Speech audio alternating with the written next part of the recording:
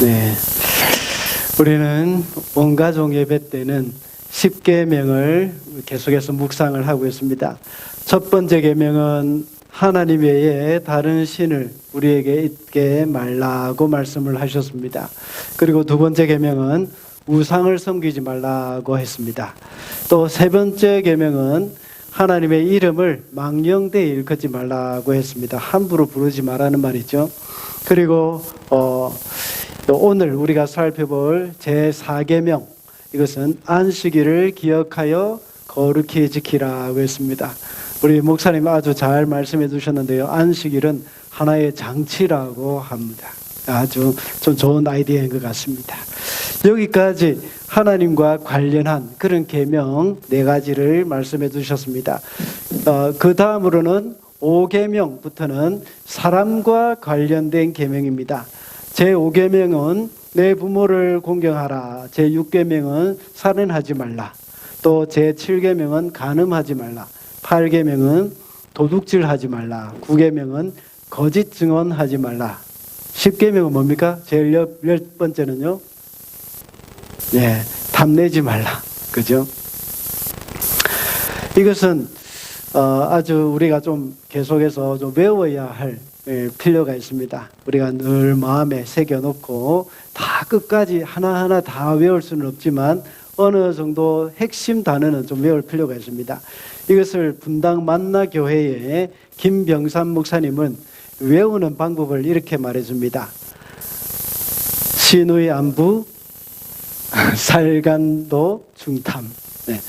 신의 안부, 살간도 중탐. 이렇게 했습니다. 그 신은 다른 신을 의미하고, 우는 우상을 이야기하죠. 그리고 이름은 이는 이름으로 이렇게 이야기를 하고요. 또 안식일, 이것은 안이라고 이렇게 한자를 딱 딴 것이죠. 부는 부모, 그 다음에 살은 살인, 간은 간음, 도는 도둑질, 증은 거짓 증언, 그리고 또 탐은 탐심을 가리키는 것입니다. 그래서 이 핵심 단어만 딱 기억을 하면 이렇게 외우기가 참 쉽죠. 한번 파란 글씨만 한번 쭉 읽어볼까요? 예, 시작. 신의 안부 살간도 증탐. 네. 네, 좀 더 잘 배울 수 있겠습니까? 10계명이 기록된 성경은 출애굽기와 또 신명기가 있습니다. 두 군데 기록을 해놨죠. 출애굽기 20장에는 안식일을 지켜야 하는 이유에 대해서 천지 창조와 관련시켜 놓았습니다.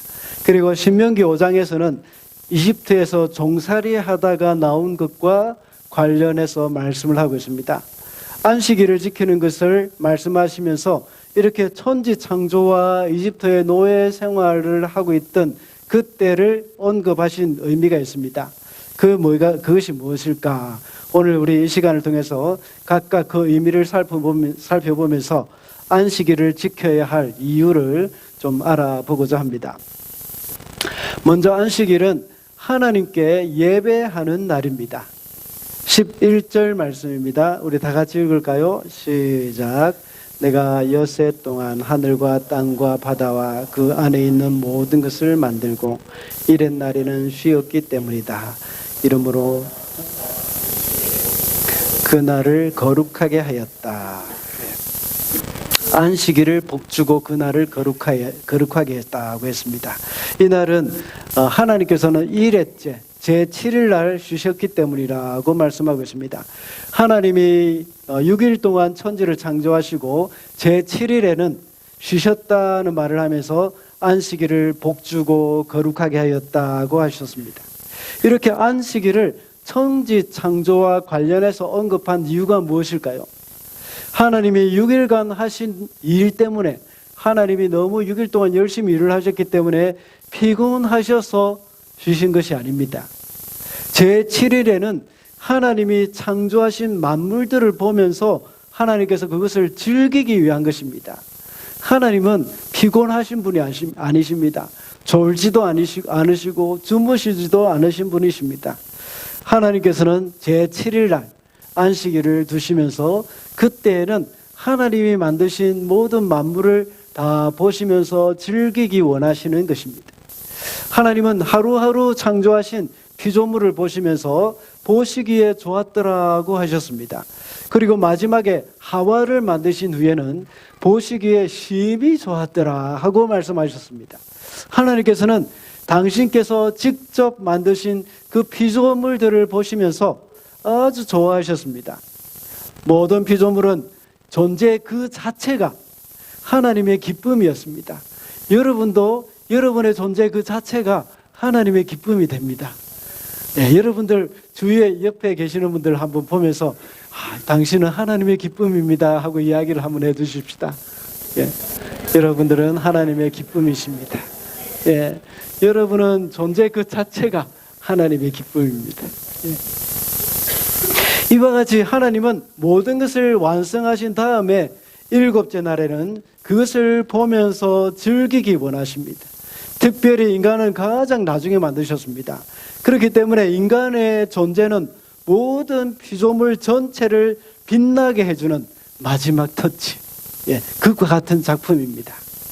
그러므로 우리 모든 인간은 일곱째 날인 안식일에는 하나님을 기쁘시게 해드리는 일에 집중을 해야 합니다.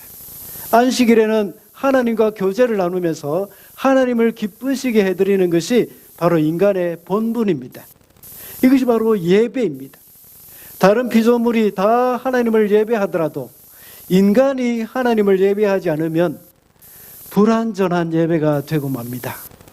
하나님은 6일간 모든 것을 만드시고 제7일에는 인간과 교제하신 것이지만 인간의 측면에서 보십시다.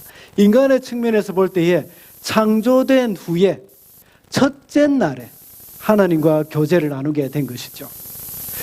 인간이 만들어지고 가장 먼저 한 것이 바로 예배라는 것을 우리는 알 수가 있습니다. 예배하는 것이 인간에게 가장 중요한 일이고 본분이기 때문입니다. 그러므로 안식일은 우리가 하나님 앞에 예배하는 날이라는 것을 잊어서는 안 됩니다. 우리는 날마다 각자의 자리에서 삶으로 예배를 드립니다. 그러나 주일날 하나님 앞에 나와서 공동체로 드리는 예배가 이루어지지 않는다면 피조물이 하나님께 드리는 예배가 불완전하게 되는 것이 되고 맙니다. 마치 인간을 제외하고 5일 동안 모든 다른 만물들만 예배하는 것이나 마찬가지죠. 하나님은 모든 인류가 하나님을 예배하는 것을 원하시는 것이죠. 그래서 요한계시록 7장 9절과 10절에는 이렇게 말씀하고 있습니다. 그 뒤에 내가 보니 아무도 그 수를 셀 수 없을 만큼 큰 무리가 있었습니다. 그들은 모든 민족과 종족과 백성과 언어에서 나온 사람들인데 흰 두루마기를 입고 종려나무 가지를 손에 들고 보좌 앞과 어린 양 앞에 서 있었습니다. 그들은 큰 소리로 구원은 보좌에 앉아 계신 우리의 하나님과 어린 양의 것입니다 하고 외쳤습니다. 이 말씀은 천국에서 모든 민족과 종족과 백성들과 각자 자기들의 언어로 하나님을 찬양하며 예배하는 장면, 이것을 기록해 놓은 것이 아닙니까? 하나님이 원하시는 것은 바로 이것입니다. 이것이 바로 하나님의 비전이고 하나님의 꿈입니다. 인류가 회복될 때에는 모든 사람들이 이렇게 함으로 함께 하나님을 예배하는 것을 하나님께서는 원하시는 것이죠. 이런 측면에서 하나님은 안식일을 기억하여 거룩히 지키라고 하신 것입니다. 우리는 6일 동안은 힘써 일을 하지만 제7일에는 피조물로서 하나님을 기쁘시게 하며 예배하는 그 일에 최선을 다해야 하겠습니다. 둘째로 안식일은 정체성 회복의 날입니다. 신명기 5장 15절 말씀입니다. 우리 다 같이 읽어보겠습니다. 시작. 너희는 기억하여라. 너희가 이집트 땅에서 종살이를 하고 있을 때에 주 너희의 하나님이 강한 손과 편팔로 너희를 거기에서 이끌어내었으므로 주 너희의 하나님이 너희에게 지키라고 명한다. 아멘.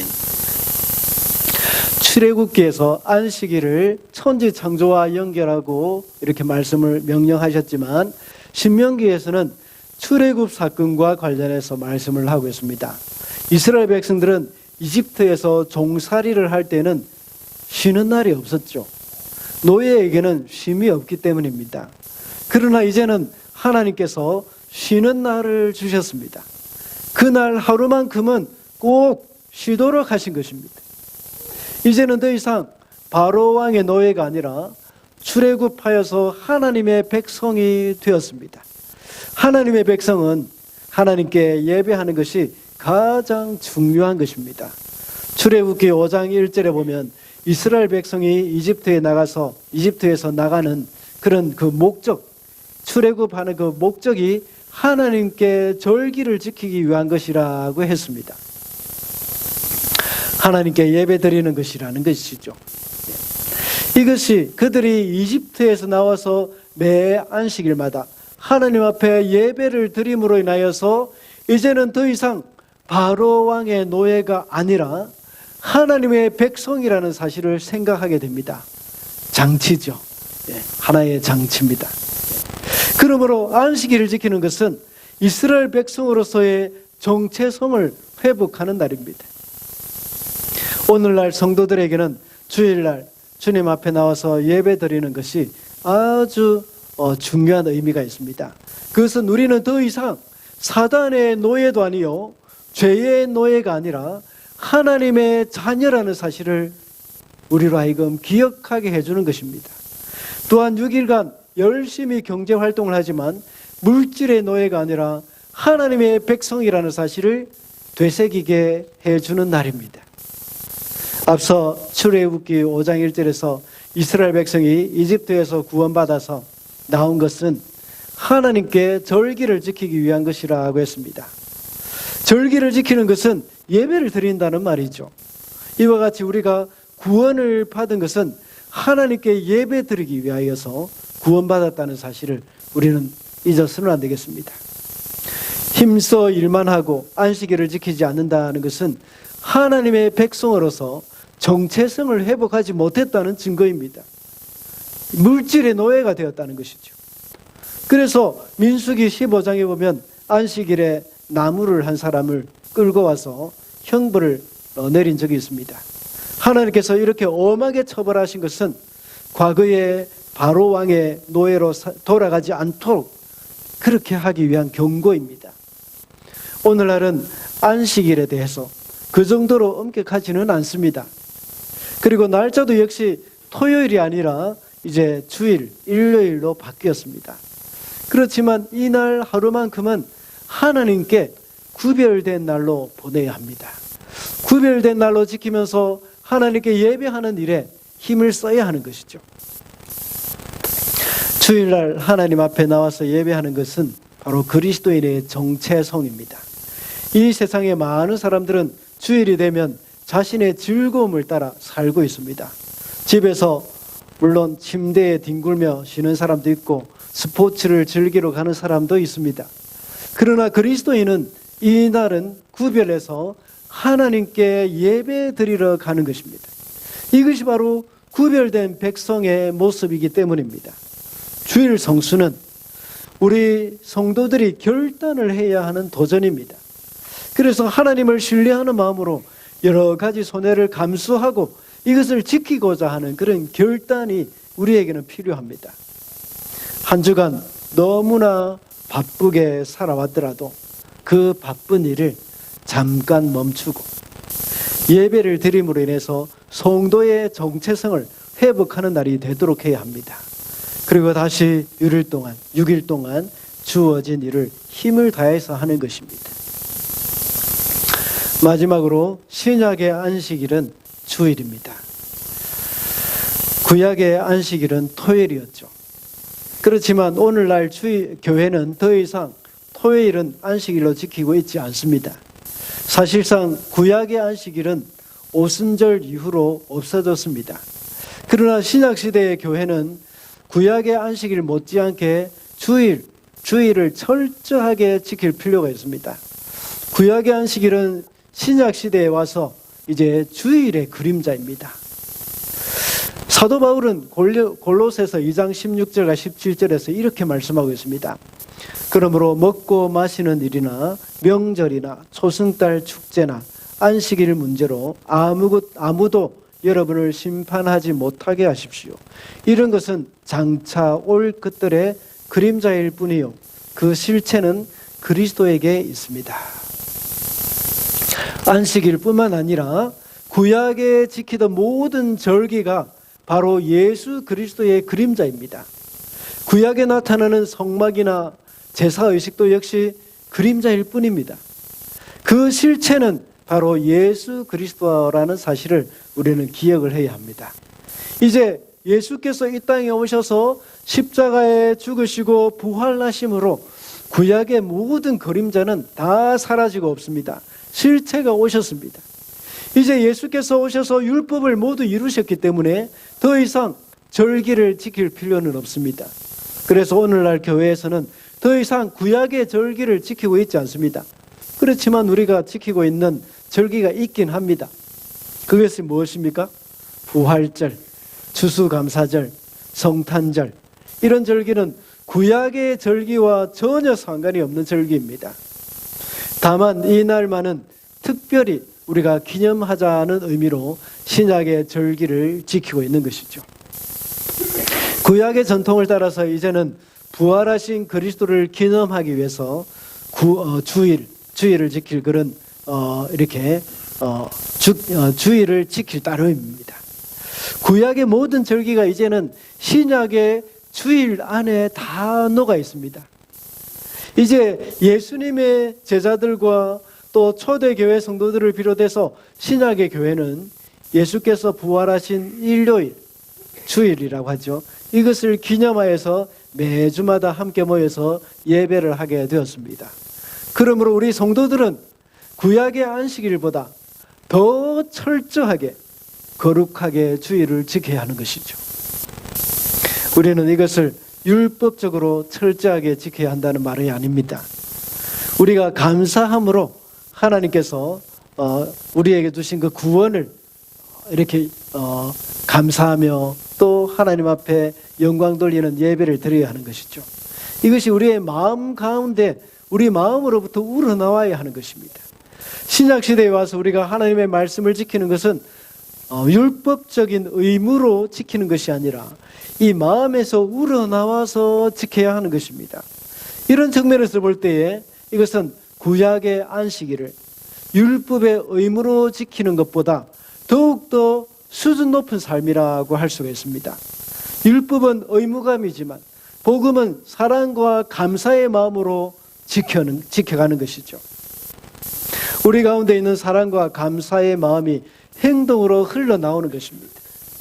우리 가운데 주님에 대한 사랑과 감사와 기쁨이 있기 때문에 어떠한 불이익을 감수하더라도 주일에 예배에 나오게 되는 것입니다. 우리를 구원하신 그 구원의 은혜에 감사해서 주님 앞에 나와서 예배를 드리는 것입니다.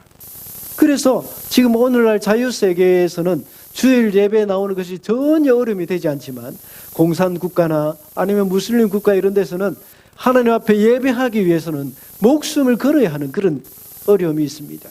그럼에도 불구하고 주일날 주님 앞에 나와서 예배하는 것은 바로 우리의 마음 가운데 뜨거운 것들, 주님을 사랑하는 그 뜨거운 마음들이 솟아나오는 그런 결과이기 때문입니다.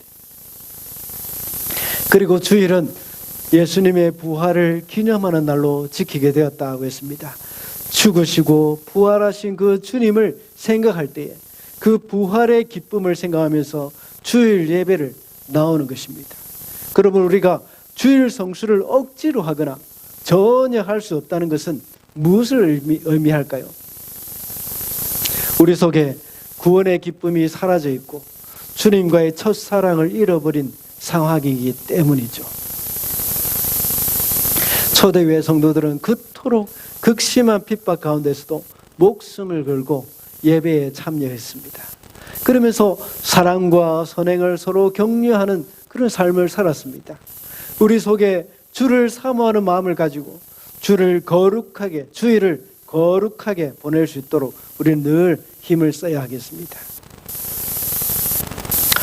오늘은 십계명 중에서 안식일을 기억하여 거룩히 지키라는 네 번째 계명에 대해서 살펴봤습니다. 신약에 와서 안식일은 주일이라고 했습니다. 주일을 거룩하게 지키는 것은 이 날이 하나님께 예배하는 날이기 때문이라고 했습니다. 그리고 성도의 정체성을 회복하는 날이기 때문이요. 또 주일을 거룩히 지켜야 하는 것은 바로 우리가 주님께서 우리에게 주신 그 은혜, 거기에 감사하여 기쁨과 또 감사함으로 하나님 앞에 드리는 것입니다. 구원받은 성도로서 주일을 늘 사모하는 마음을 가지고 감사와 기쁨으로 주일을 지키는 저와 여러분이 되시기를 바랍니다. 기도하겠습니다.